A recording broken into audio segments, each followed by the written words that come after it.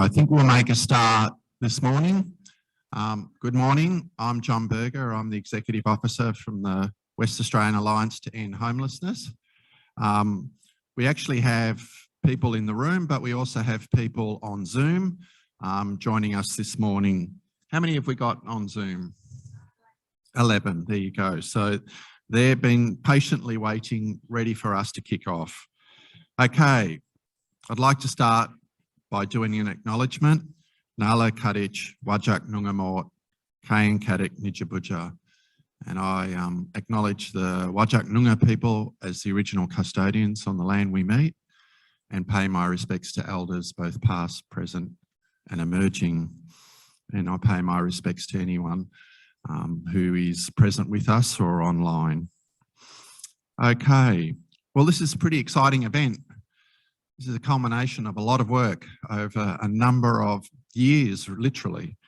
And so I'm just going to go through a few practical things. If you have your mobile, please turn it down. And if you're on Zoom, please put your mic or switch your microphone off. For those in the room, we have toilets just past the lift. On the right are the men's and on the left are the women's. In case of an emergency, we'll have platform staff come and direct us.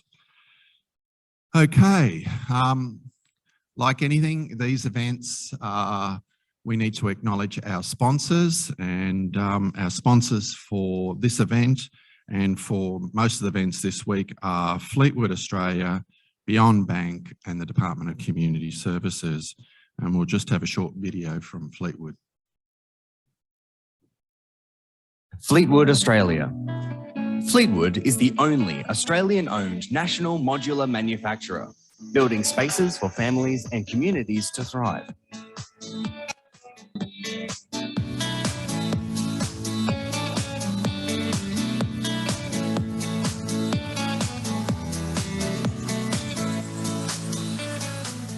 Fleetwood Australia, serving Australian communities for over 50 years.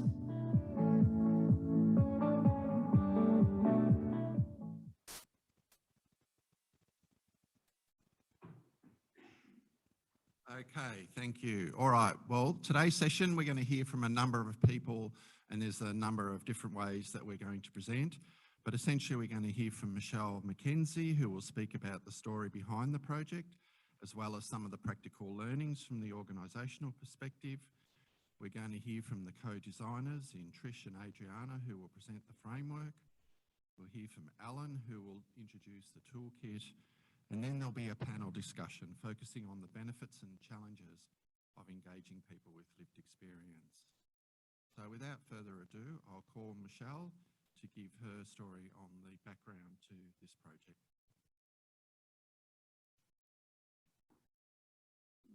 Thanks, John, and good morning, everybody. I too would like to acknowledge the traditional owners of the land, the Wajak people of the Noongar Nation, and pay my respects to elders past, present and emerging. And today we're really excited because we're launching two pieces of work, the Here of My Experience Home Engagement Framework and the Engagement Co-Design Toolkit, developed to support the housing and homelessness sector engaged through a co-design process with people with lived experience of housing and homelessness.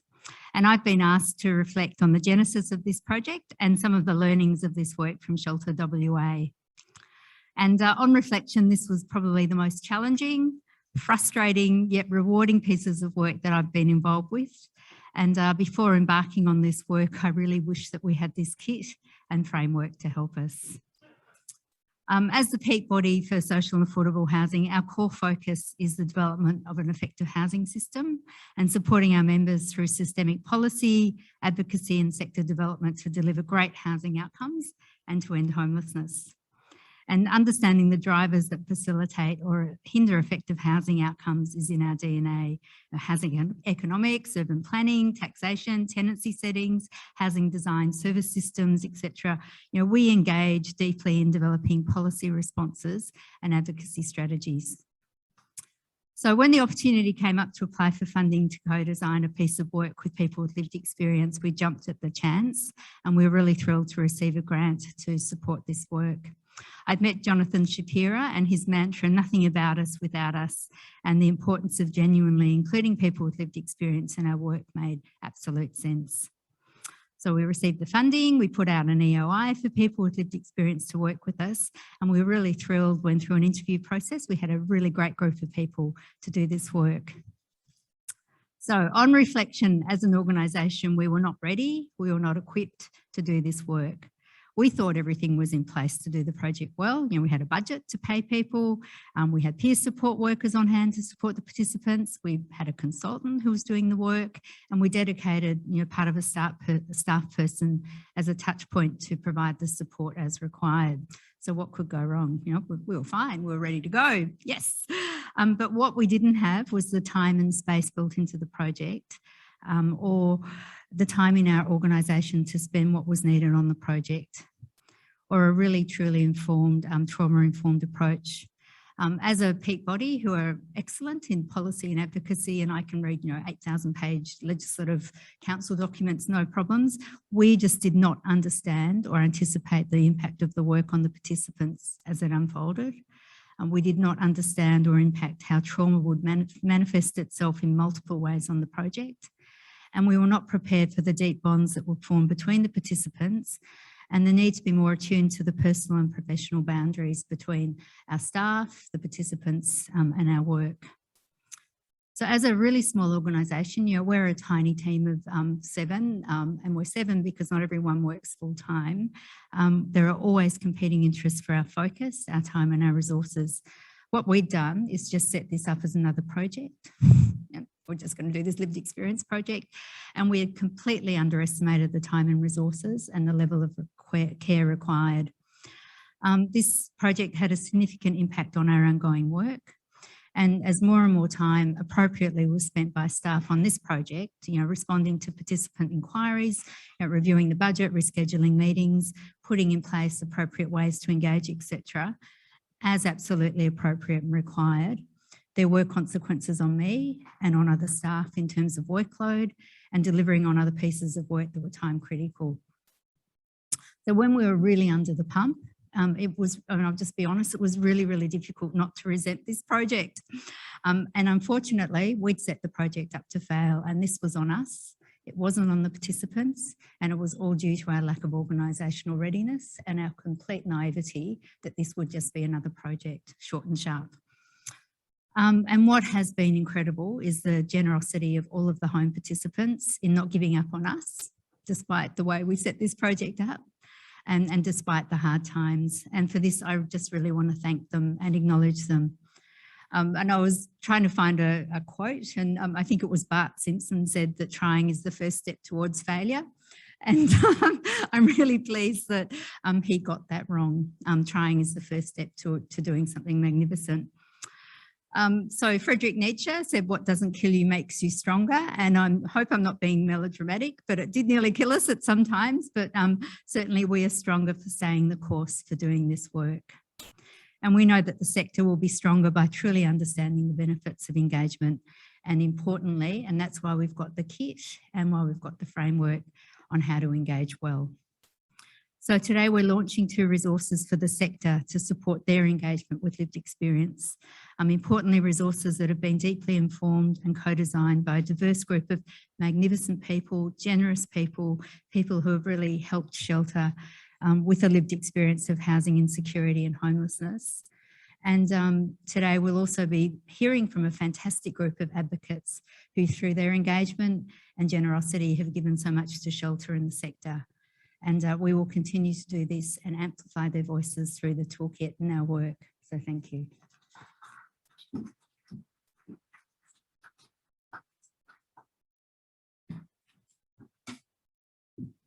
Okay, so we'll just move straight on to, I'll call Trish and Adriana to present the Here of My Experience.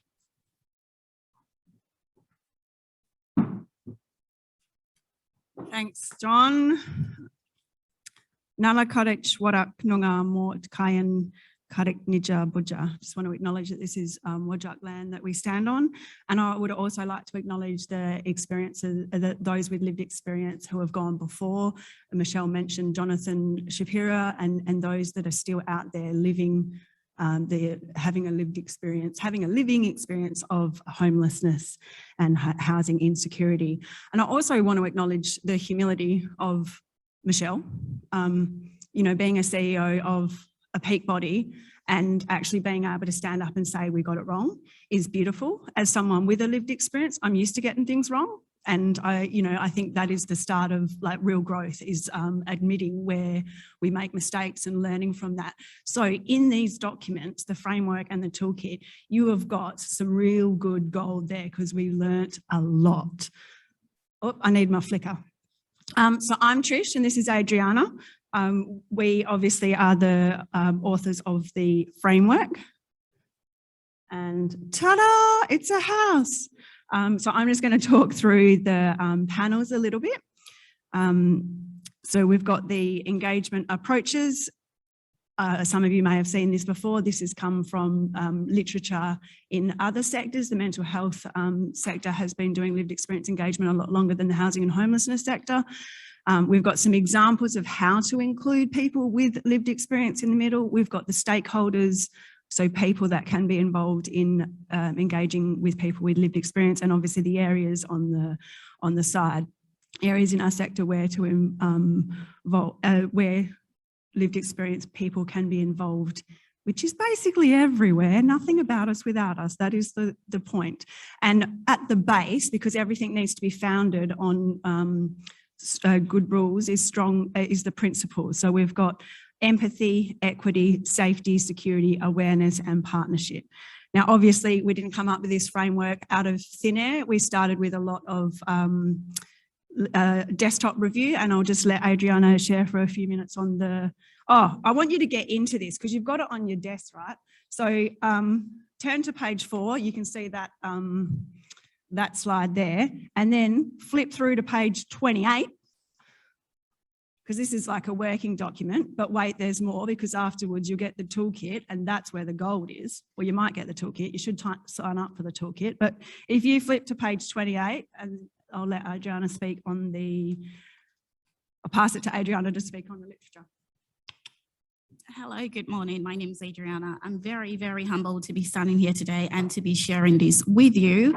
I've been an active participant and contributor to creating this framework. Unfortunately, I cannot make a long talk about the framework and the processes because we've got 10 minutes to go through the whole thing with all of you today, and we would like for you to get as much information and understanding from here as possible. The research practically introduces us to the knowledge that lived experience people have to be at the forefront of service design, delivery, policy, everything that's about lived experience people, they have to be involved. They have to be at the forefront. So I would say that the research part is not ignored and it's not disregarded because it's a very important piece of the work, the entire framework itself, and it should be given a lot of attention, and it should be given a lot of attention once again. Thank you. Cool, thanks Adriana. And if you continue to flip, oh, you can stay up here with me. Oh, no, okay, all by myself. So if you flip to page 16 and 17, you know, have anyone heard of the term progress, not perfection? And we talked about mistakes. So of course, when this went to print, I saw the first mistake. So you've got pages 16 and 17, which have got the participation approaches. Now, we did not come up with these. The Mental Health Commission, in their lived experience engagement framework that was co-designed as well, came up with these. And the aim here is the doing to, doing for, doing with, and doing by. Now, of course, with people with lived experience, we want to design services with the people who are using those services. The mistake, however, if you go into the literature review at the back, so we've made a mistake on someone else's work, who can see what we're missing from page 30, the one that's on the screen, compared to page 16 and 17? Sorry to the people on Zoom, you don't have document in front of you. So what you're seeing on the screen is missing. I'm a teacher, by the way, that's a hint. We're missing a section in between inform and consult. Educate. Okay, but so it's not in the table on page 30, but however, it is in the tables on page 16 and 17. And of course, we took all this literature and then took it to the sector. And you can see that we've, in the Mental Health Commission's one, it says citizen-led, but if I just flick back to our table, we've got person-led, because when we consulted people, they said, what if I'm not a citizen? I'm still a person, I still have rights, I still have the ability to be involved. So we've got principles, they're the foundation. Now that's page 10, if you want to flip to page 10, and that shows what these principles are. There is way too many to go through. I'm going to talk quickly to the equity, because that is very, very important. As we know, when we're working with people, to treat people fairly, sometimes we need to treat people differently. We can't all access people without legs or in wheelchairs cannot access stairs. So you need to make sure that the venue is accessible, and that is a form of equity. We need to do things differently sometimes. And as Michelle's already pointed out, there's lots of things in reflection that we can see that needed to be done differently to hold space for the emotionality of people with lived experience and the support that we are needed. I'm just going to go through on page 15, you've got the principle of partnership.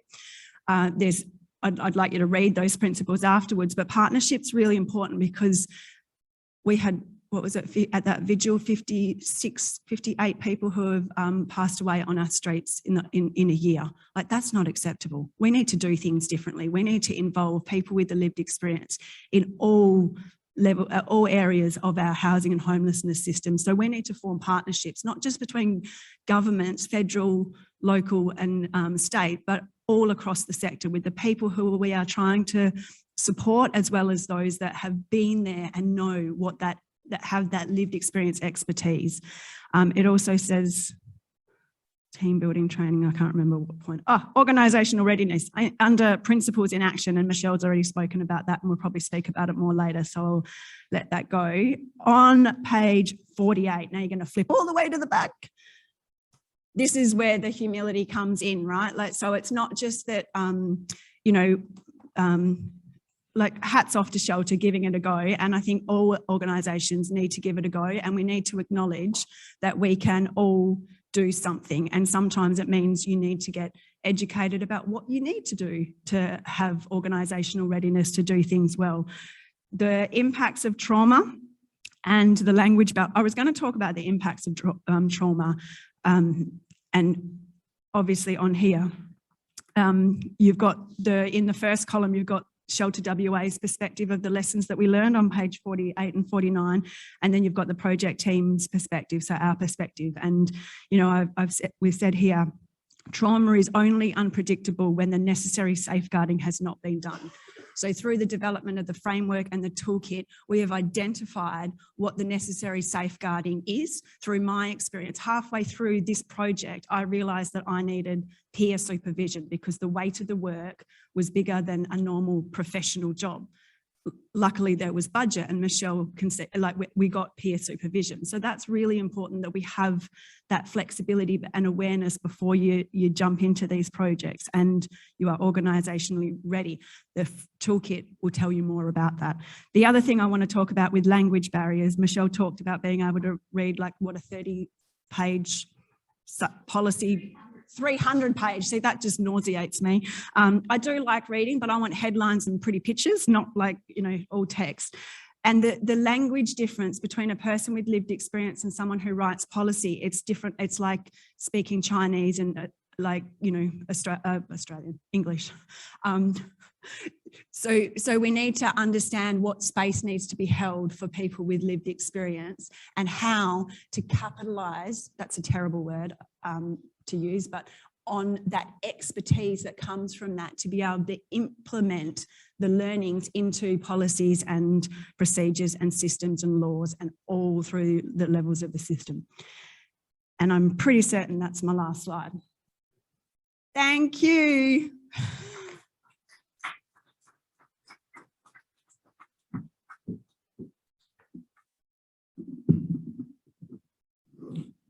Thanks, Trish, and thanks, Adriana.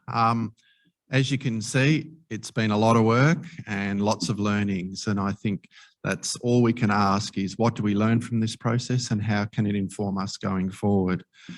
Okay, well, as you know, this was very much a team effort, and I have the pleasure of introducing Alan Connolly, who will talk about the co-design toolkit. So if you could come to the front, Alan.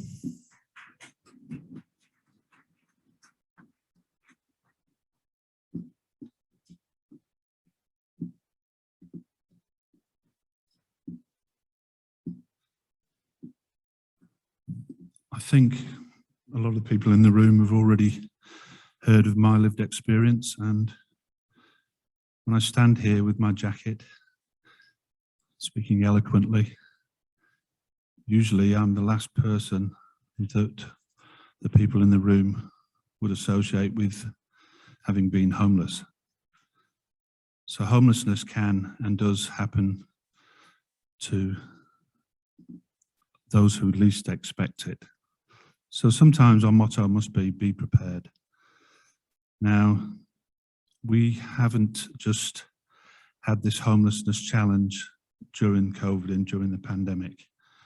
I think that's probably highlighted exactly what we need as a human race to focus on when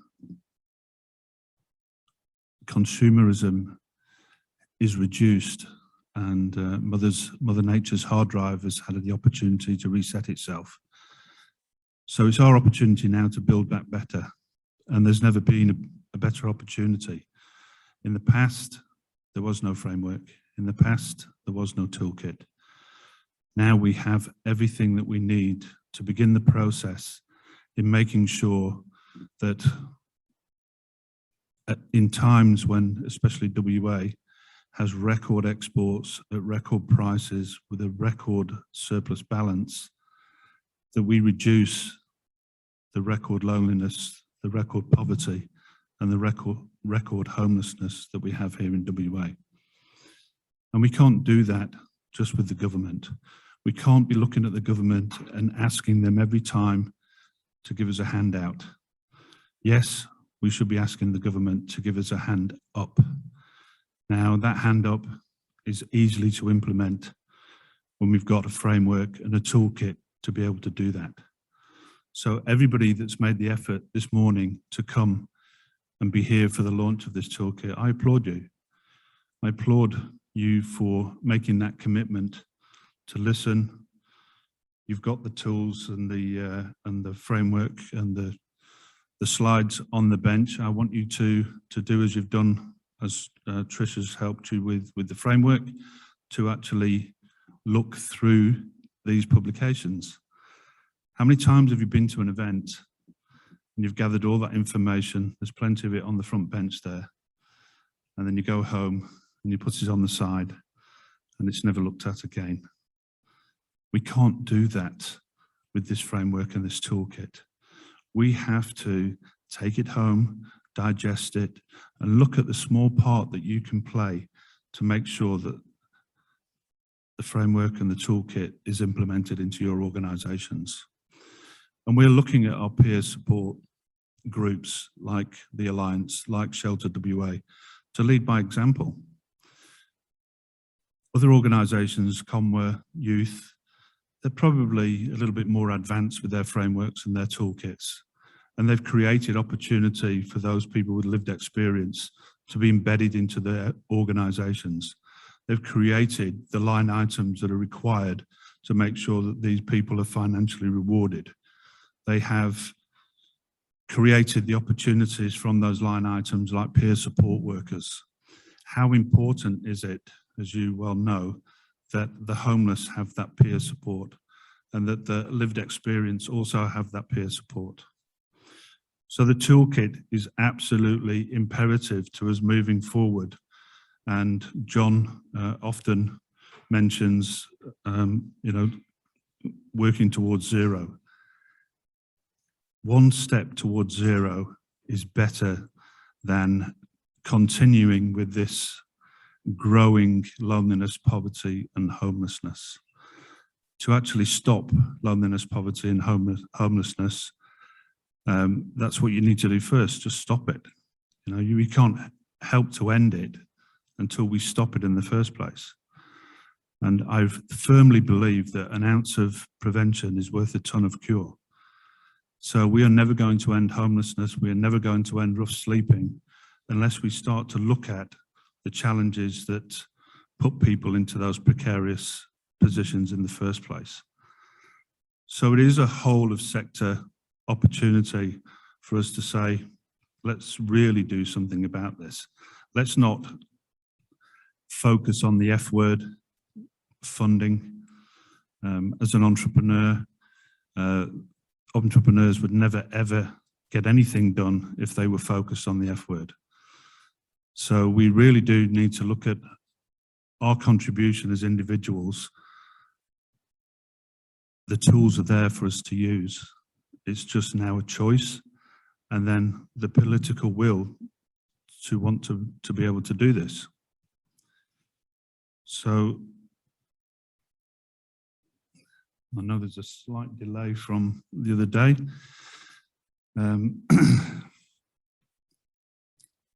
You've got the home kit on your bench. If you want some more copies, there are another couple of copies here. It's on the shelter website. It's here. It's up to you now. We've played our part.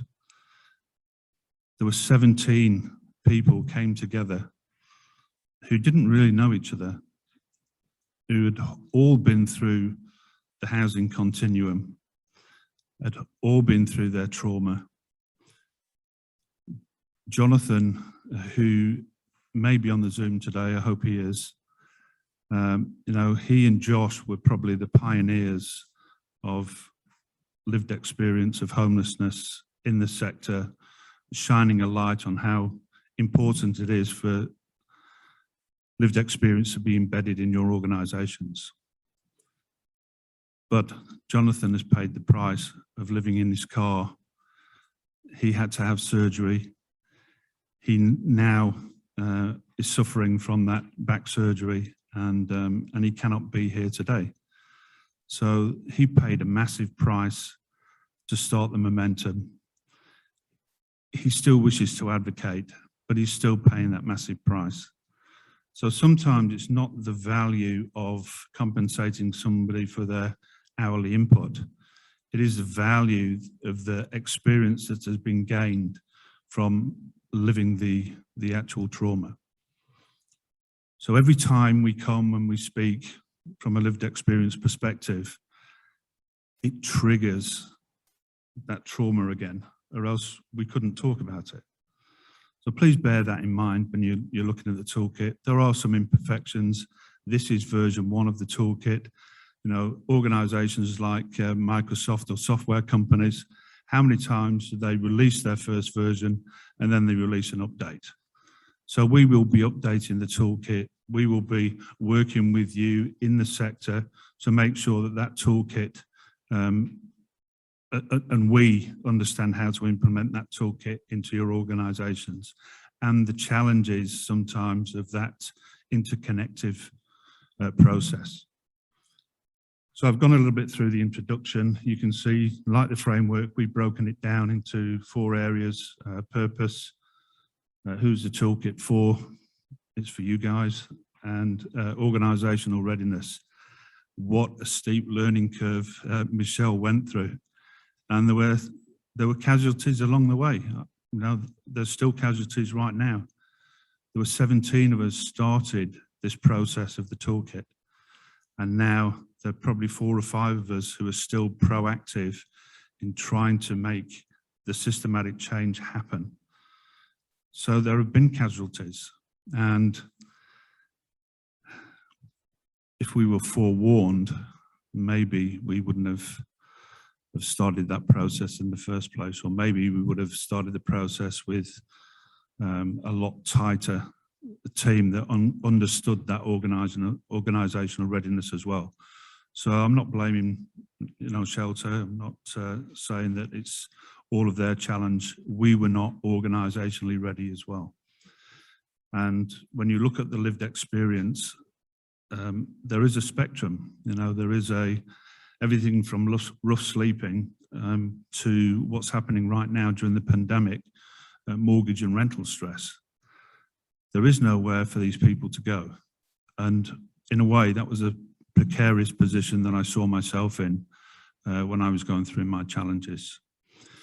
So I'm going to, I think Michelle's decided that she's just going to sit on the panel. Is that right, Michelle?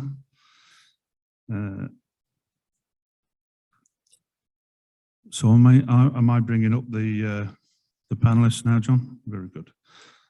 So we're going to go into a panel session now. Obviously, the opportunity for you to ask questions is right here and right now.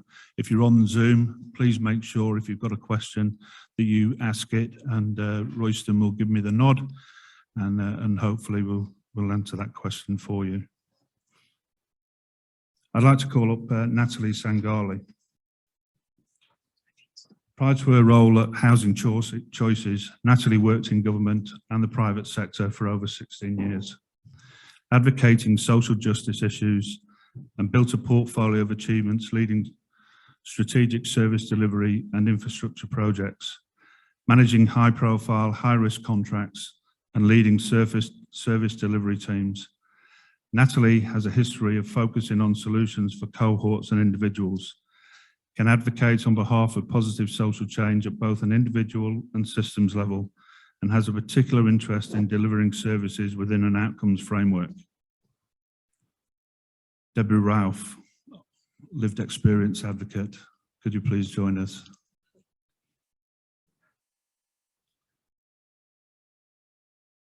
Welcome, Deborah.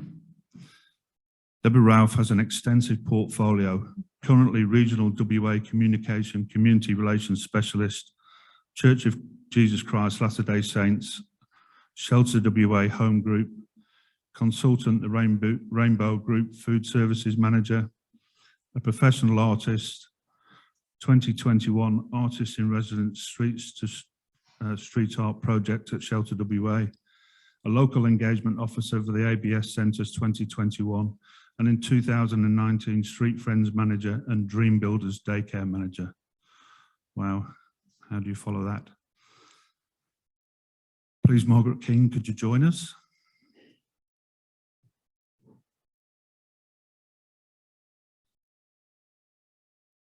Welcome, Margaret. Margaret's the Community Development Coordinator for the City of South Perth. Margaret has worked for over 10 years in community development. In her role as Community Development Coordinator, she oversees a team with responsibility for Aboriginal engagement, community safety, emergency management, youth and children seniors, disability access and inclusion, place activation, homelessness partnerships, community grants and volunteering. Could Josh Serafini please join us?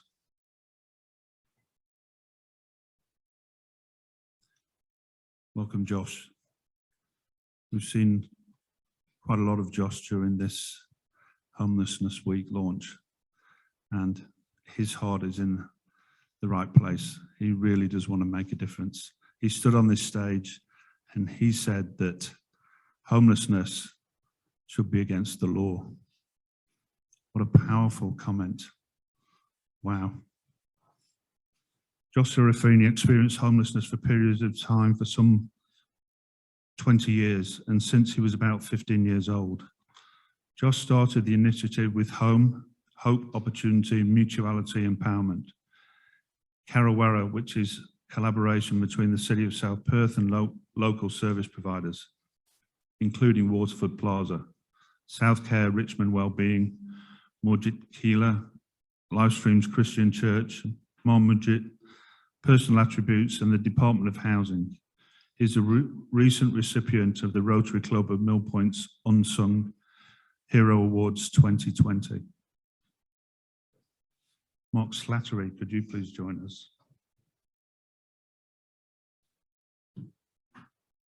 Welcome, Mark.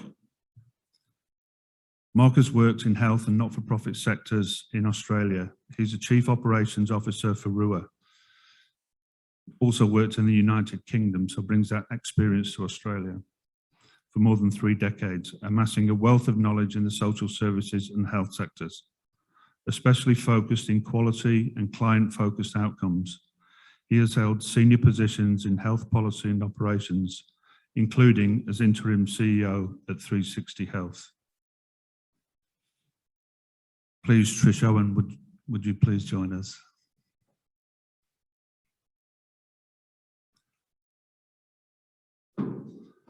Tricia's already been introduced, but she is our lived experience advocate, still in the sector, still campaigning hard. Tricia's lived experience work in housing and homelessness began through her community housing provider, doing some tenant focus groups back in 2016. In 2019, a group of us met together after tenancy conference that included people with lived experience. This led to work in an alliance that formulated the Making Renting Fair campaign, advocating for tenants' voices to be heard in the review of the Residential Tenancies Act. She then joined Home Group and became a project lead for the development of the framework. She still currently works with an aim to have lived experience voices heard throughout all sectors and levels of our system. Eugenie Stockman, could you please join us? Eugenie is the CEO of Cooperation Housing, a registered community housing provider specialising in the cooperative model. Her work with Cooperation Housing builds on her knowledge and experience as a sustainability educator, developer and consultant. Eugenie's work has a strong focus on community living. She completed 2 small and now multi-award winning developments in the town of Victoria Park. Eugenie's qualifications include a postgraduate diploma in sustainability and advanced diploma in accounting. She brings experience in property development and the social and affordable housing sector, and is an affiliate of an international network of co-housing professionals. Michelle McKenzie, CEO of Shelter WA, could you please join us?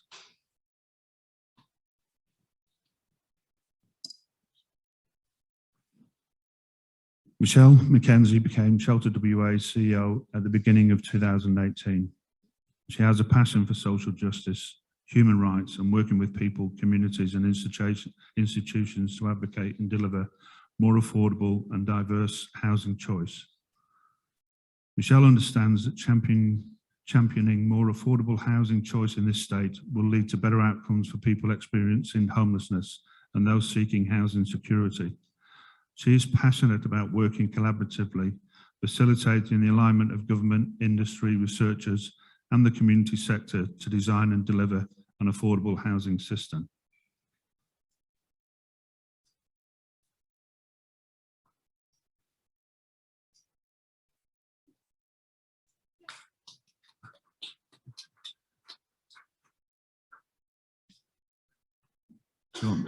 John threw me a curly one there. So welcome everybody. Look at that collective experience on this panel. I can't walk away from my notes too far, but I do want to be respectful to you all in facing you whilst we're going to ask the audience to throw some curly questions at you. So who would like to start the process for us? Do we have a roving mic at all? Yep, okay.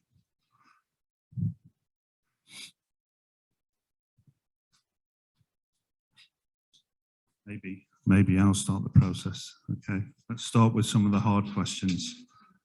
The really, really important questions. I mentioned before about taking home this information, putting it in a corner somewhere and never looking at it again. So what needs to happen to have lived experience consulting and peer support as line items in your budgeting? I suppose with the fact that Mark heads up one of the largest organisations, I should direct that question to you. Oh, great. Good question. Yeah, you do need money. And if you actually don't allocate it, you're not serious about it.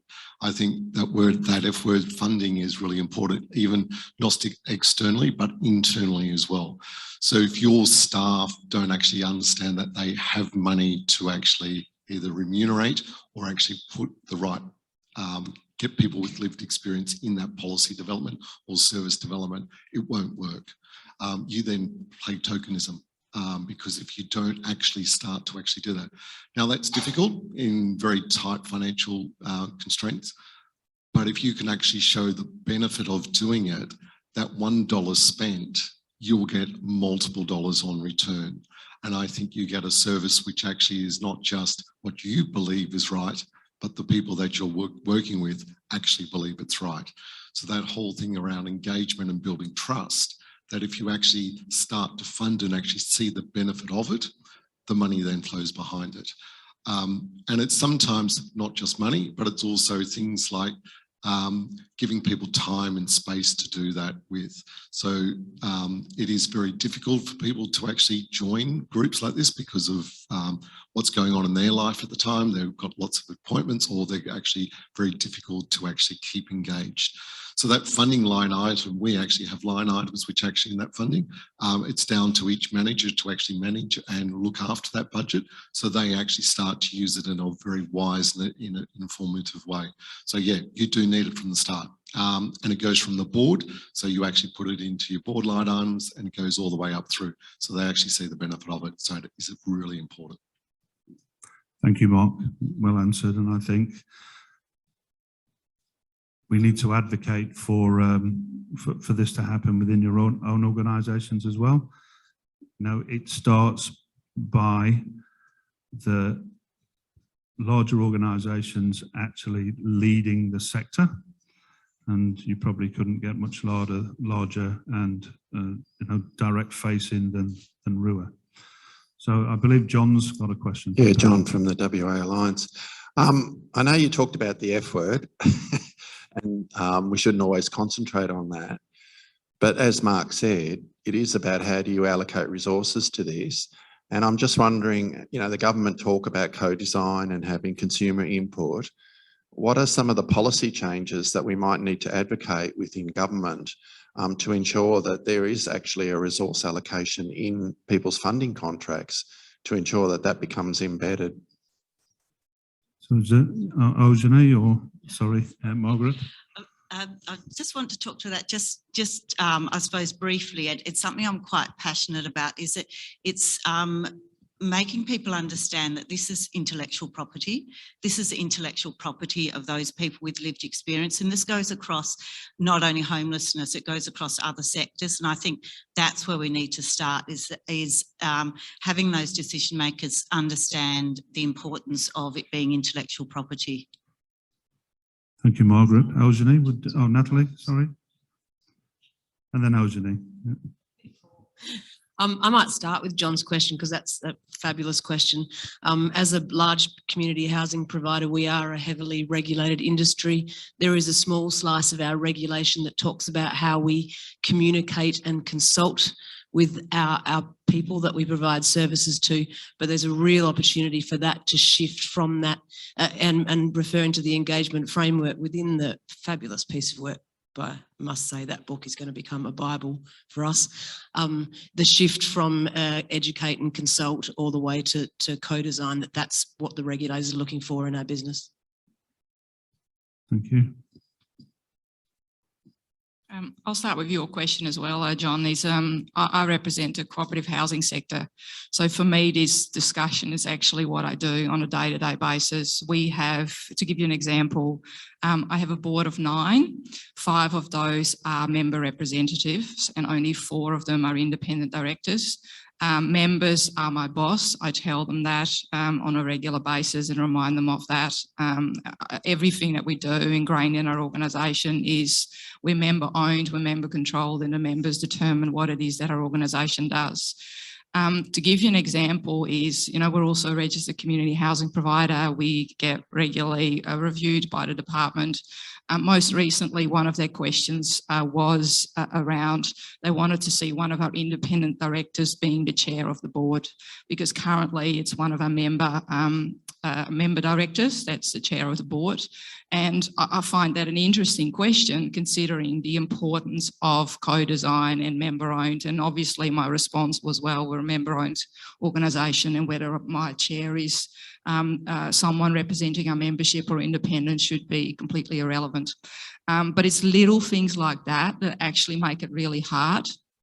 About 20, 30 years ago, there was funding. I'm sorry to use that word, but it came from government, and it was specifically supporting resident-led, citizen-led social housing projects. That kind of opportunity is no longer there. We are not being, there is nothing to really enable those true community-led projects to get off the ground. And I think ultimately that is, if that's where you want to move to, there's a lot that government can do to facilitate it. Thank you, Ajani. Deborah.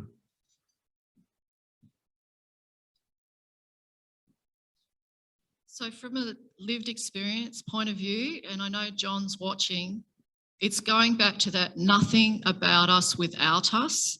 So in every single decision, there should be a lived experience person involved, employed in organisations. This is what this toolkit is all about. Actually, if you turn to page 17, it talks about examples of engagement approaches, and this is what we're introducing to the sector and to government, and that is various forms of engagement that often people in the sector are already doing, but often it's from an informed where they might employ someone or give them a voucher with lived experience, but it actually doesn't empower the lived experience. It's tokenistic, and it actually, what it does is disempowers that person. They think they're able to have a voice, but they're actually being used by the organisation so they can get further funding. We don't want this to occur anymore, and this is why we've been part of and involved with the Home Project with Shelter WA. Shelter WA are leading this. They've been incredibly courageous as an organisation, a peak body, to actually partner with us to be able to improve sector collaboration with lived experience. So if we look at inform, educate, consult, involve, co-design, co-produce, and then individual or community led. There are many ways of engagement, and what we're advocating for is the co-design, co-produce and individual and community led. That means that all funding there should be approach in all sector, including government, that there is always lived experience, employed, partnering in all the decision making, the policy making. So I hope I've answered that in a bit of a very clear way, that nothing about us without us ever. Thank you, Deborah. Very, very direct answer there. Thank you. Michelle. Thanks. I just wanted to acknowledge Eugenie and Mark and Natalie and Margaret. So we're not actually leading the way at Shelter. Many organisations have done this, and that's because you need to understand the role of organisations. So if I look at RUA or the co-ops or local government or a community housing provider that are providing services at the coalface to people, there's some sensational examples of engaging with people deeply and over a long period of time. I think the challenge that we had in doing this project is we're a peak body. We don't provide a direct service to people. We're membership based, and so our expertise is supporting our members who do the fantastic work on the ground.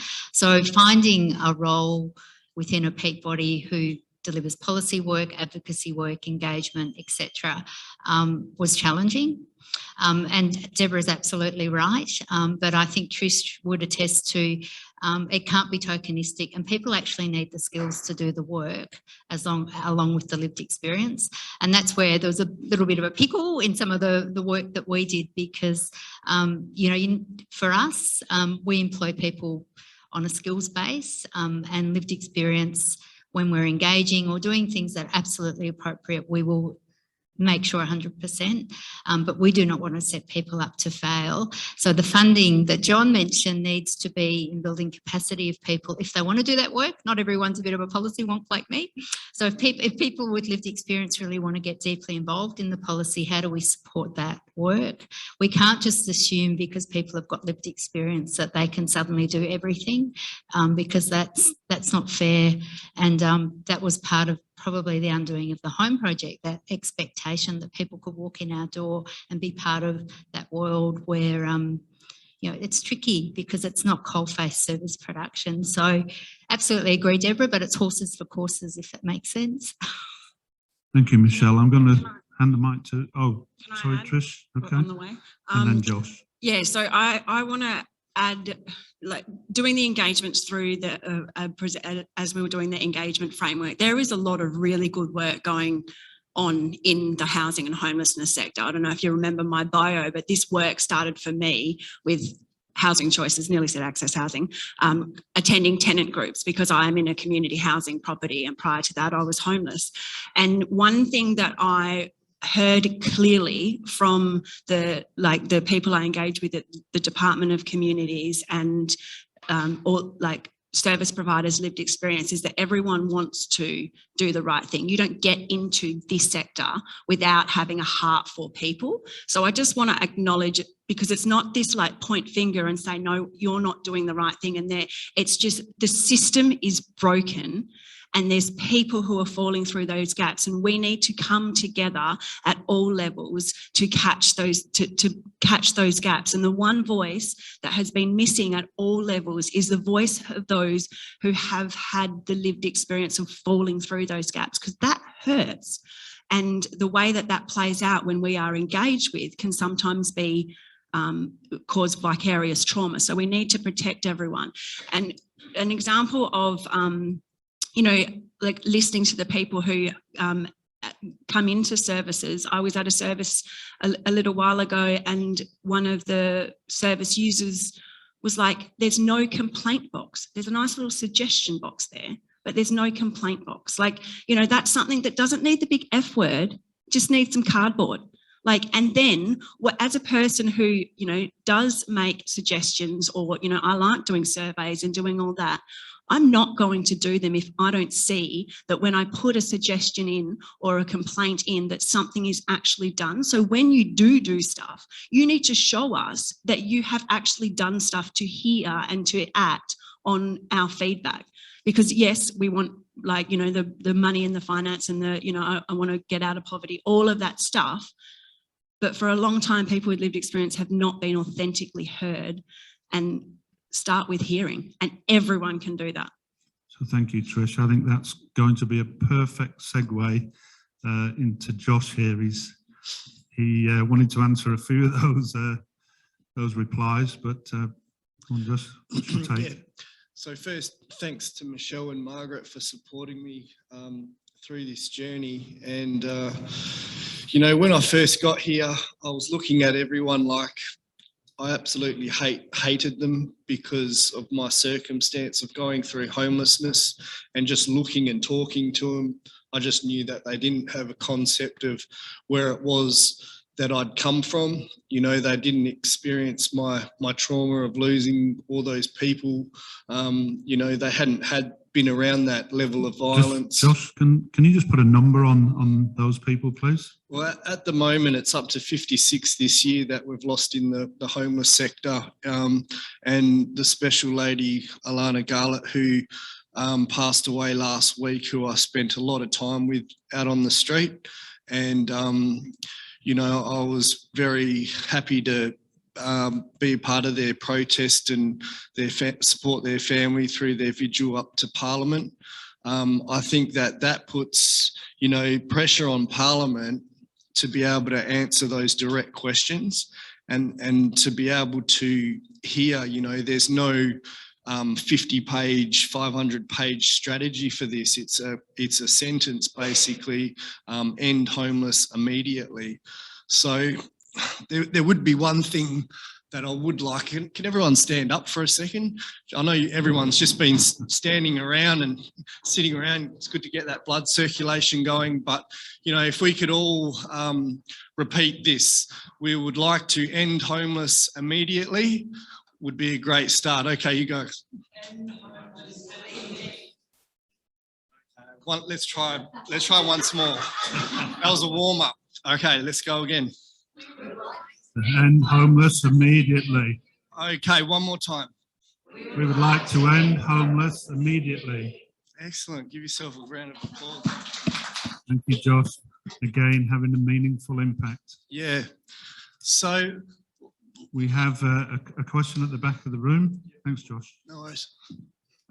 Adriana. Hi, everyone. It's me again. I just wanted to add to what Deborah said just before. It's really important that homeless people and people who are disadvantaged and victims are not actually used as a token to win more funding in organizations, because this has been the case for decades, where homeless people are being used to win fundings, and the funding is not actually having any positive outcome or impact on the actual people who are facing homelessness. A colleague once said that the homelessness sector is no longer a sector anymore. It's an industry, because it's worth billions of dollars and the government is investing lots and lots of money in it, and there's no positive outcome whatsoever coming out of that. Thank you. Thank you, Adriana. A response on Margaret.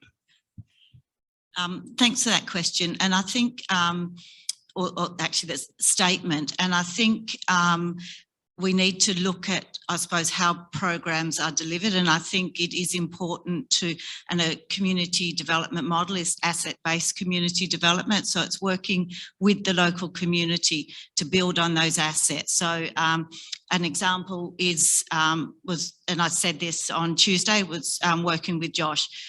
One of Josh's many assets is he's an amazing chef, amazing at cooking and providing meals for the community. So working with people in that respect, finding out what the assets are of the community, what the assets are of the lived experience people in your community, and working with them and putting that into that funding application and including those people in it. Because I think you're absolutely right, and it runs across a lot of sectors that I work in community development, where those people who really need that support often miss out, and it's an umbrella where the money is like rain and it goes over the umbrella and it drops out.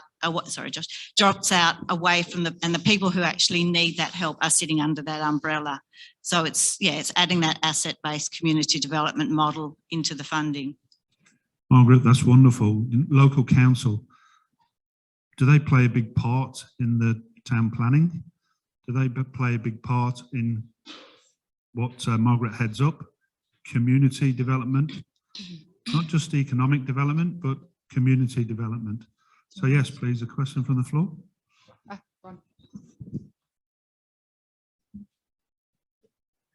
think we're getting to the end of our actually don't belong to any group, but I went to the Kalamunda Council to ask them if they had a policy about homelessness, and they didn't really have a clue.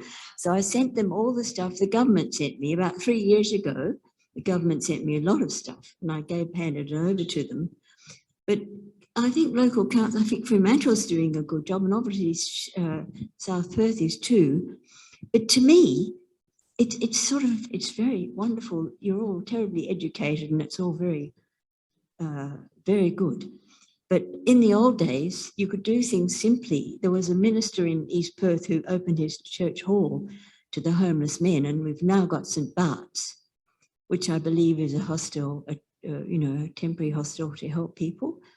Way back when I was young, often there was an old men's home in Dalkeith where old men could live, and they'd come out and do gardening and other jobs.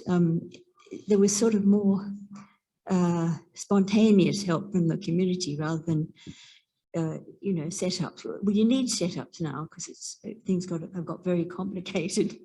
But anyway, I'm just thinking it should be simpler. We should be able to open our homes if we've got extra rooms and have people to stay with us to help them, mentor them and help them get back on their feet. And in my experience, that has worked for me, for us, for our family. And I think that could be, you know, the Henry Project, for instance, is such a good idea. It should be promoted as well as, well, I mean, there's all sorts of alternatives like tiny houses and little villages and things. Sorry, I'm going on. No, thank you. That's, you know, very important. There are thousands and thousands of empty rooms out there that could be used in an Airbnb type situation, but for that, you know, that companionship, it helps end loneliness. So thank you very much for that question. But we are going to just switch to the Zoom panel. We do have a question from here. Can I just respond to the question from the back there? Because I think that was a really, just briefly before we go to the Zoom, it was a really interesting question about seeing the sector now as just being an industry. I spent most of my career in corrections, and we used to ask ourselves quite often that if we all just down tools right now and stopped doing anything, would anything change? And I think that the beauty of this work is that part of the solution to that is moving again down that engagement spectrum that you talked about, from just talking to people and informing to bringing them on the journey, and then the people who are benefiting from this can then say the system's not just churning around itself. We're starting to see difference. And Michelle wants to pick up on that clearly. Thank you, Natalie. Alan, sorry, Zoom person. I just wanted to ask Mark, because Mark talked about the funding, but Rua has done some amazing deep engagement and they've had it evaluated. If there's an opportunity to hear from Mark about what they're doing in terms of that deep engagement, like doing. Can I just hold there? This Zoom question has been trying to be asked for just a little while, but hold that thought, Mark, if you would, please. Thank you, Michelle. Thank you, Alan. There's a couple of things actually. So Jonathan is online and he's just made a couple of statements. We need the lived experience on the board of directors of organisations within the sector. Nothing about us without us. Homelessness is governed by the state, but local governments run the homeless people. So that was Jonathan. And then from Michael Kiernan, in 2018, the Alliance released its strategy to end homelessness, a 10-year plan. Being some 30% along the track, what is the current status of people exiting homelessness? Of the 10,000 homeless and 1,000 rough sleepers recorded in WA, how many have come out of homelessness? Do you all truly believe that by the stated time of 2028, homelessness will end? What is the current status? Thank you. Ooh, there's That a might tricky be an one. answer for John, maybe? Yes. Look, it is a very challenging question, because whilst there's been a lot of activity, particularly around the rough sleeper and chronic homelessness, and I would say a lot of the building blocks are slowly being put in place, and even this project is part of us maturing as a sector. But the hard reality is the numbers aren't changing really, from a couple of years ago. And that's a reality we've all got to face. And that's still the big challenge ahead of us, is what is it going to take to actually bring those numbers down? Now, I think we've got some of the building blocks in place, but we haven't had the opportunity to see the effect of that. And I'm hoping that over the next year or two that we will start to see those numbers come down. But, we've had a little challenge, thrown at us in the last 12 months called COVID. And, the rental moratorium, and then all the policy changes that have happened. So unfortunately, yes, we are in this state where the numbers actually haven't changed a lot. But the other thing too is we've got better at identifying the situation as well. I think in the past it was always a hidden homelessness. We are now better at understanding, who's out there and what their circumstances are. And it is my belief that as we get to know every individual person by name and by circumstance, we have a better chance of creating those solutions. And that's why having the voice of lived experience is so critical. So yes, there's still a lot of work ahead of us. So thank you, John. If we could just, I just want to hold that segue, because we're running out of time, Trish, for Mark.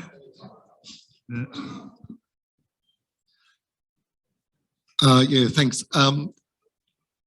bringing people with lived experience on this journey is really, really important. And I'd like I'll talk more about what Leah Watkins would do a lot better than I can. We run a program called Wongi Maya, which is a very interesting program, because they control what we do from appointing the caseworker. So they did the interviews. So they actually take control of who's going to work with them. It then moves further on about their community and about how all the rest of the interconnections actually work. Because what we've got to realise that these people, all of us, live in a very complex society that we're trying to navigate our way through.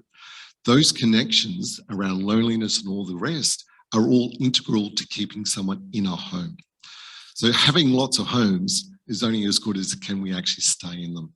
And I think we've got to learn how to stay. How do we actually support individuals? Putting someone in a 4x2 out in the back of whoop whoop is not going to work. What does the individual actually want to need? That's the first question we should be asking. Not, here's a house, wait till you hit the top of the priority list. Actually, that's not what it is. If it is a family that needs something, yes, that may work. But if it's not, how do we actually do that? Unless we work with individuals, and I would say, yeah, they are individuals, not citizens, they're people. They all have a life, they all have a story. Interesting stories need to come through, but your needs and my needs will be different. How do we actually understand that? What does it actually mean to do that? How do we support someone if the rest of the family turn up in the house? How do we have that conversation with them about and give them the skills to say, you know, when you all come around, you actually need to help me look after my neighbour who will keep me in my house. You need to come and actually clean the house. So when the house inspectors come around, it's clean. We need to do those things. But if you don't understand that individual, their history and the trauma that they've been through, this will not work. We need to flip it on its head and actually go, that is the way we need to start working with those individuals, what they actually need, not what we think they need. We want to be person-centric. Let's really do it truly and actually put the funding through to that individual to give them the skills and abilities to do that. All we do is mentor. And that's what we should see ourselves doing, not telling. As soon as you tell, it doesn't work. To engage people, and I'm sure there's stories that, and what I've seen, working with individuals, how do you engage them? Now, we use peer workers at RUA. We did it poorly as well. So, Michelle, what you said before, I can relate to that. We harmed people the way we actually use people with lived experience. We believed they had the skills because they had a lived experience, but a lived experience is not enough. You need to give them the skills, the training, the education to do the role you want. If we think they're going to go off you go, there you go, just because you've got a lived experience, you can do it. It's not going to work. If you ask me to go and do something, you know, fix a car, I can't. Write a policy, I can, but don't think just because you've got an experience, you can do something. So once we start to do that, now the benefit is we've got some, you know, some evaluations and research behind this that actually shows it works. So the 50-50 program that we've been running for many years, which is now kind of got into government policy, which they're kind of stuffing up at the moment, but there we are, that's another question. Because what they've done is they've taken something which actually worked for the client and the person as opposed to the system, and they've just gone, oh, well, we can just move that and move it into it. And they've put it into policy and they've funded it not for the individual, they've funded it to services, I would suggest, and not to around individuals. The 50-50 program worked because it put the person in the middle and we all worked around that individual to find a house, to keep them there.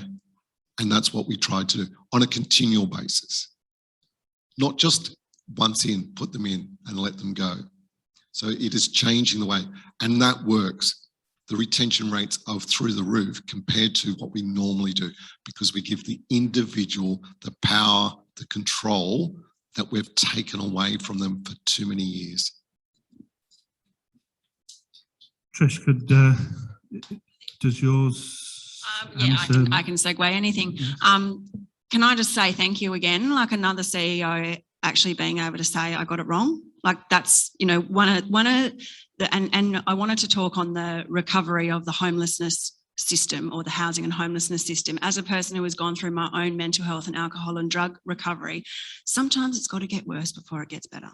Like, and what we need to be able to do is see people as people and hold the space in that journey of recovery. And, you know, it's what I sort of feel getting into this work based on my lived experience and my learned experience expertise is to acknowledge that, like, I've got a part to play and to do what it is that I can do. And I got distracted by Heather walking then, so I've lost my train of thought.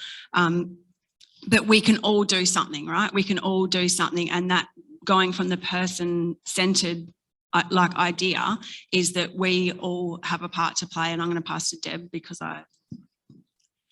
Hi, I just want to say that I am really proud of the WA Alliance to End Homelessness and the way that they are helping the sector to work together. I've done a lot of research on international modes of ending homelessness in that House First plan, and I see that the first few years there was reluctance in the sector to all work together. That's the reviews. But then once they did and they started working together and pulling together, then it worked, and they were able to provide the housing, wraparound services, sector all came together to support the person. And economically, from all the research internationally, there is evidence-based showing that if you do House First, and there is actually huge amount of financial savings. It doesn't destroy sector funding, it actually enhances it because it just changes the way sector work to support the individual. It's not going to stop, it's not going to cause organisations and people who work in them to be unemployed. And I think that's the fear that I've seen, that with people, if we do this, if we support this House First, maybe we're going to be unemployed if everyone's house. No, because people still need the wraparound services. They're going to have to stay there for many years. And can I say that employing lived experience into your organisations actually helps us recover. It actually is part of the recovery process. So it's not just House First, it's not just housing us, it's actually employing us. That empowers us, that helps us to be heard, valued, but also to give back to society, to actually feel like we're the same as everyone else. That's all I need to say. Sorry, Josh, no. Thank you, Josh. Yeah, so well said, ladies. I just wanted to share that I have had trouble trying to engage with people, and I guess that now that this has been said and the platforms there to be able to now engage with the lived experience, especially the shelter team lived experience, who's been excellent to work with. And like Michelle said, it's obviously not easy to engage and listen to someone's traumatic past, but I guess the view is to be able to be passionate and try to, correct that way forward, as Deborah was saying, give them that platform of work to be able to be creative and help them in their pathway forward. So that's all I wanted to say. Is there anyone else? Just bring Ozani in there, because Ozani, I believe, is part of the solution, not focused on the problem. And Ozani, maybe you can just enlighten us. Well, just a couple of thoughts. I mean, obviously there's a lot of the focus here on homelessness, and I'm just thinking sometimes I don't even know that someone's got that background, because what I see is someone who's just active in that community, in the background, doing the handyman work, or I had someone else reveal to me quite recently that, that person's got an experience of homelessness and I didn't know. So I think that is something too that, some people, quite upfront about it, and others just want to get on with their life. And in that sense, I think for us as the co-op sector, we provide real opportunities, not tokenism, to be involved with the management and maintenance of their home and how we run the organisation. But it's not a question that we ask in their interviews or whether they nominate for those positions, whether they've got that experience. What we are looking for is member participation on a voluntary basis. And I'll be honest, an ongoing discussion within our sector is about, well, how do we reward that? And I think, I don't know who said it here, but a lot of the benefits are maybe sometimes intangible. It's in the quality to which they're able to maintain their homes, the community that they're a part of, the relationships that they've built with their neighbours. In some ways too, it's because we are making some concessions around what income sources we include in their rent assessments, or, you know, maybe provide them with an allowance for, you know, just actively participating, and it's a small reduction in their rent. But we're not asking whether someone is homeless, and we don't have a position on the board specifically for someone who's homeless. They are representing our membership broadly. Thank you, Eugenie. Okay, Josh and no? Okay, can we just take another question from the floor or a response to some of the panel? You know, this isn't the panel talking at you. This is the panel talking with you. This is your opportunity to ask those hard questions and to really get an understanding of where you fit, you know, which part of the cog are you to ending homelessness? Because the panel can't do it by itself. Lived experience can't do it by itself. Local government can't do it by itself. The peak bodies can't do it by themselves. I think there's a theme here that every single one of you is intrinsically important to heading towards zero. Sometimes using the word ending homelessness is a bit of a challenge. You know, there are those who choose never to be housed, but we should be ending homelessness for those who, you know, who wish to be housed, who wish to start the process again. Can some of you imagine if you had to start from the beginning again? You've got all of that knowledge now, but let's say you didn't have the deposit for your home. And let's say you didn't have an income to actually start to save for the deposit for that home. And how many of us have got children in here that we're thinking they're never, ever going to be able to afford to own a home? Just think about it relative to your life, to your experiences. And then maybe you'll get an understanding of where the power comes from these lived experience advocates to stand up and advocate, usually, you know, unrewarded or disproportionately rewarded for their time and effort. And I'm hoping that a lot of the sector is listening in on Zoom today, because I'm very conscious, and I'm putting it on record, that this house today, this room, should be chock-a-block. Everybody in the sector who can make meaningful change should be here or should be listening in on Zoom. If you're really serious about embedding lived experience, I've heard it so many times, let's see those people with lived experience who are prepared to do the work, the Joshes, the Trish, the Deborahs, who are able to embed themselves in your organisations, the Adrianas who, you know, making a career out of her experiences. What can you do to become organisationally ready to accept that lived experience cannot keep just popping into the sector and responding to some of the tough questions? Quite often we're put on the spot, and quite often, you know, we're going, I can only answer that from my perspective. And it's not what the sector wants to hear. It's reality, but it's not what the sector wants to hear. So it is about asking the tough questions. It is about saying enough is enough. It is about saying, okay, who are the lived experience in your organisations? Let's champion them. Let's hero them out. Let's make sure that they have a voice. Let's make sure that they're the ones that stand up in front of the cameras and actually talk about where we're at. We have a dashboard with, you know, the work that the Alliance and John have done with the Centre for Social Impact and Professor Flatow. There's a dashboard now. We can see whether we're making an impact. So let's use that dashboard. Let's make sure we use these tools on the table. Let's make sure that it begins with you walking out of here today and saying, you know, I can make a difference. So are there any other questions for the panel? I think we've got about 5 more minutes. Michelle wants to respond to that. No, I've actually got a question of the panel, if that's okay, Alan. So I'm conscious that we've got Natalie Sangali here and Trish Owen from Housing Choices. And I'd just be really interested to hear their perspectives of the work done to empower tenants in their organisation. And it's in response to the question that was answered by John.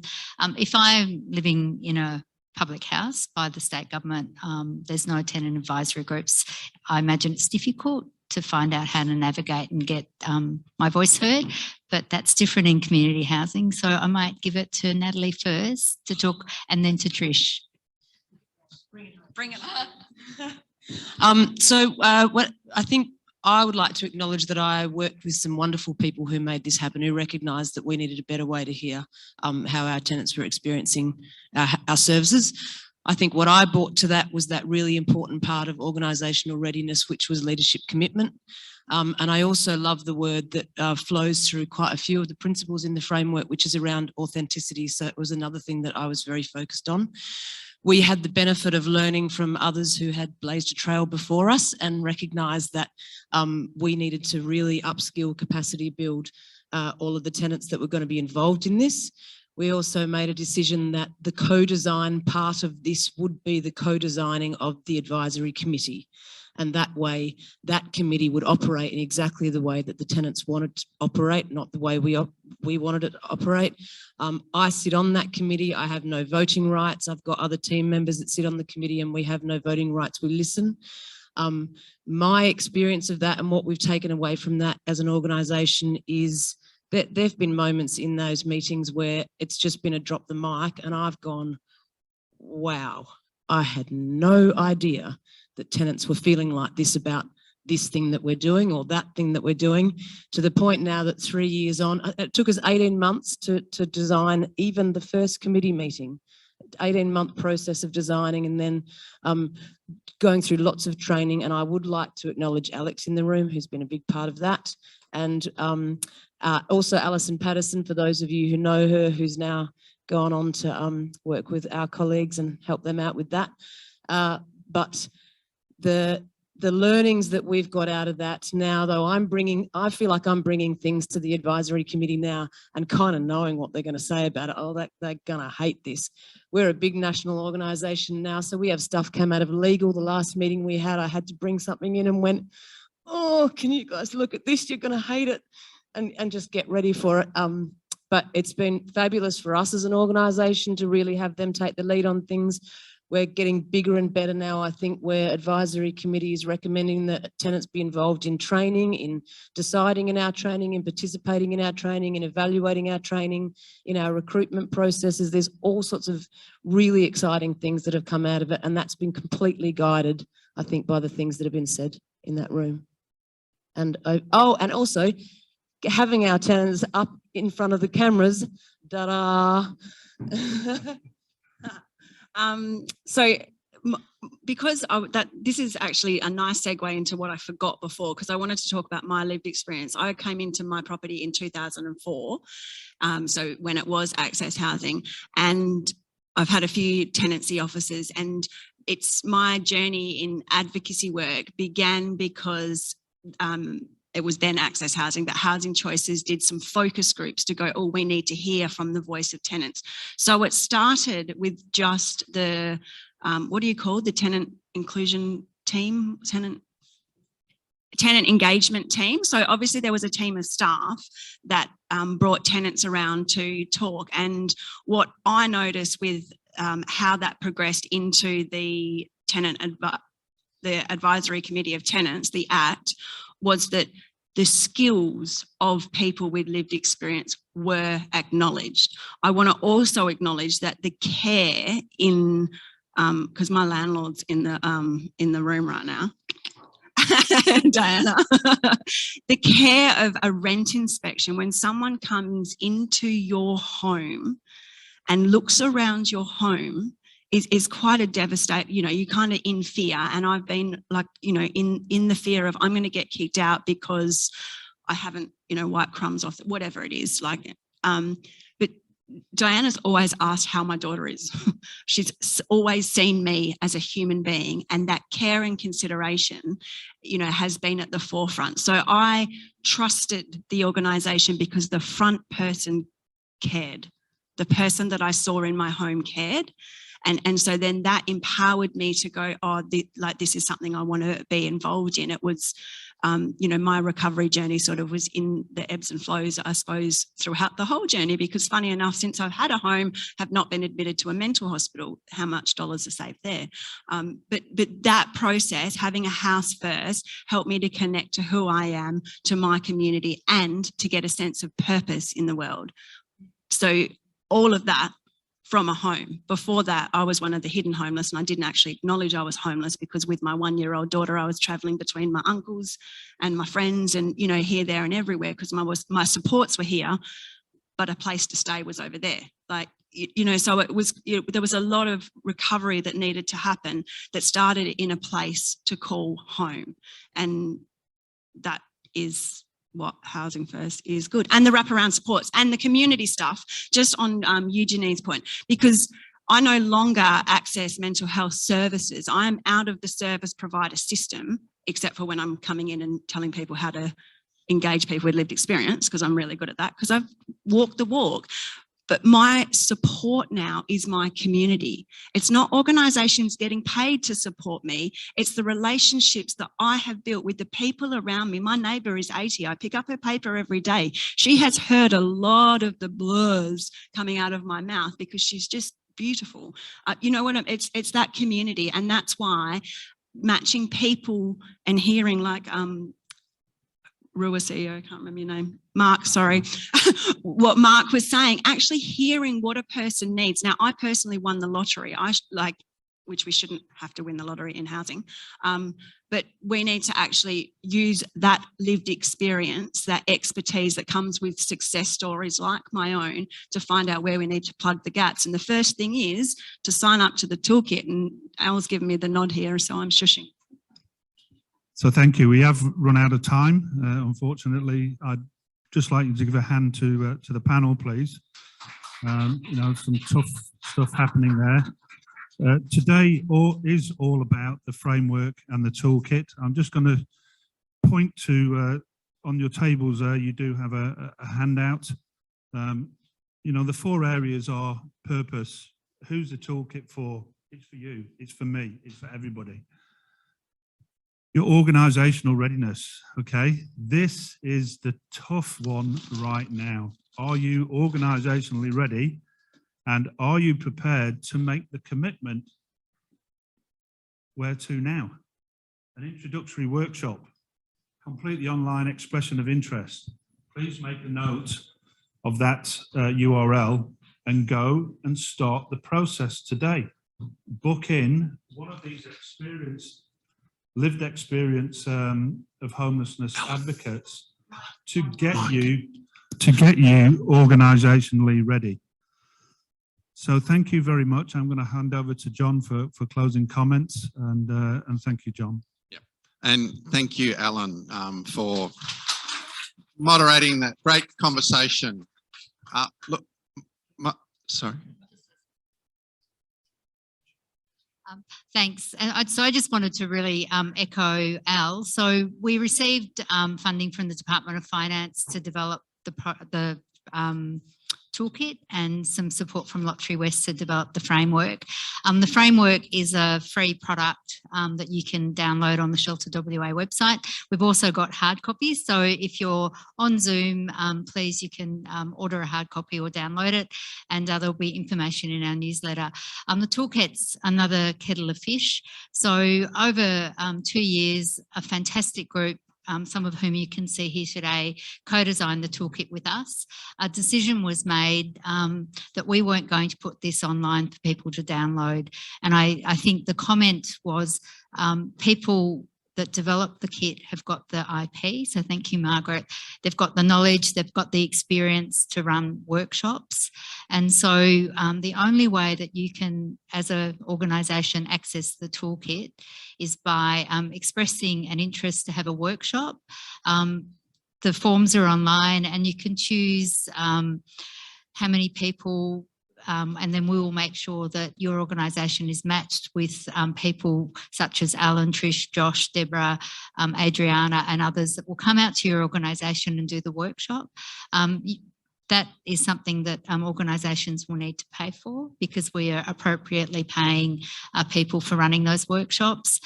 So that's the only way, apart from these teaser slides on the website, that you can access this fantastic fantastic toolkit through a workshop. And what the workshop will do is run you through the key parts of the toolkit. You'll also get a copy of the framework if you book a workshop. And so I just would encourage organisations to do that. What the workshop will do is show you how you can become organisationally ready. It will work through some case studies. So you've heard today from Housing Choices what they're doing. You've heard about the co-op. So there are case studies that will be relevant to different organisations, and you will have the opportunity to have experts walk you through the toolkit, the people that actually co-designed the toolkit at your place of work. So we believe this is unique, we believe this is fantastic, and we believe this will really support the sector. And as Alan said, this is version 1. And so all of the workshops will be evaluated and then we'll continually improve. So as organisations say to us, we'd like more of this or more of that, you'll get version 2. So please, I just would encourage organisations to book a workshop, and I think that's it from me. Sorry, John and Alan. Just before you take back over, John, thank you very much for that, Michelle. But I was a little bit remiss not to go through all of the home group participants. There may be 4 of us representing the framework and the toolkit today, but it would not have happened without George, Tony, Elizabeth, Sean, Taylor, Jamie Neal, Megan Neal, Tara Flohick, Donna Lenkit, Mosen, Rasuli, Jonathan Shapira, and the rest of us are here today. But the project supporters were, again, instrumental in making sure we kept this on track. Kelly Clark, Margaret Doherty, Jack Thornton, Lisa Castellac, Rachel Spirison. And without the help of Shelter WA and a lot of the hospice work that they do, they are that tier 1 organisation that can access the funding that we as lived experience would never have ever got access to. So thank you very much, Michelle, for that. And obviously the Department of Finance, the capacity building grant funding for this project, it can't be done individually. It takes a whole team to make these things happen. So thank you very much, Michelle. John. No worries. Look, the only thought that kept jumping out at me in terms of the whole conversation and the theme is, we all live in community. We don't live in a house. We're not about just providing a house. We're actually about creating a sense of connection and helping people participate and belong to community. And I think, that, and so the research that jumped out at me that talked about, so what's the challenge for us going forward? How do we move away from this notion that we're just providing a home to actually helping build community? And I'm thinking about Finland. Finland made this decision about 20, 30 years ago. And one of the first steps that they had to undertake was move away from this notion of case management or tenant worker or whatever. And they called themselves community development people or, workers or community enablers. So maybe the challenge for us is we've got to start changing the language and focus on building community as opposed to providing housing or providing a program response. And I think all the comments that people made today, especially Trish, what you said, is it's about the community around you that actually holds you and keeps you. So that's the challenge. what do we need to change, even just from a simple language perspective. That doesn't cost anything, but it does shift the narrative. Just like when we talked about ending homelessness, it shifts the whole community, it shifts the whole narrative. So on that, thank you very much for everyone. I have a small gift to hand out to everyone. So there you go, Michelle. Oh, yes, you do. Yes, you do. Deborah, can you help me, Michelle, with this? As John's just handing these out, could you please give the panel another round of applause? There is an opportunity for us to network, and please do network. Please seek out those on the panel. Oh, thank you, John. Oh, there you go, Alan. thank you. Loaded up. Seek out, advice from those on the panel, and thank you all for coming today. Yeah. Okay, thank you. And we have refreshments at the back. So